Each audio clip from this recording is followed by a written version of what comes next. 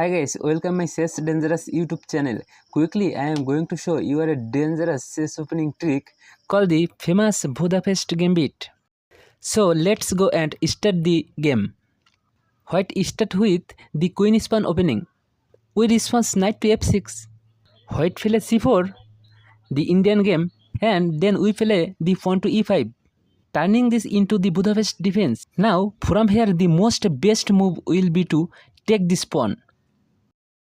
And it's always better. Now it's highly likely that your opponent would look to pin your knight by bringing out this bishop to g5, and that's exactly what you want to see, because you have a secret little trap here. You are simply going to forget about your queen and move this knight to e4. Your opponent tries to be greedy and take this queen without much thinking, then he will be shocked to see your next move. This is going to be bishop to f2. That's check and mate in 5 moves. Going back, even if he recognizes this checkmate threat, he is still in big trouble, because remember, he has prevent this mate, and the same time he has to save his bishop also.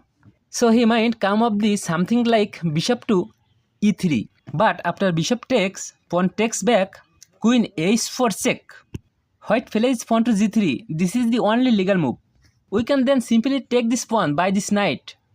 Pawn cannot take because of this pin. So all in all, you are in a very superior position. This position, black best move was knight to f3, and same time attacking your queen. Not only you, simply queen goes back to h6. You should easily win this game from here. So this video is end. Guys, please comment me, or you are really like this video, please subscribe me. See you my next video. Tata and bye.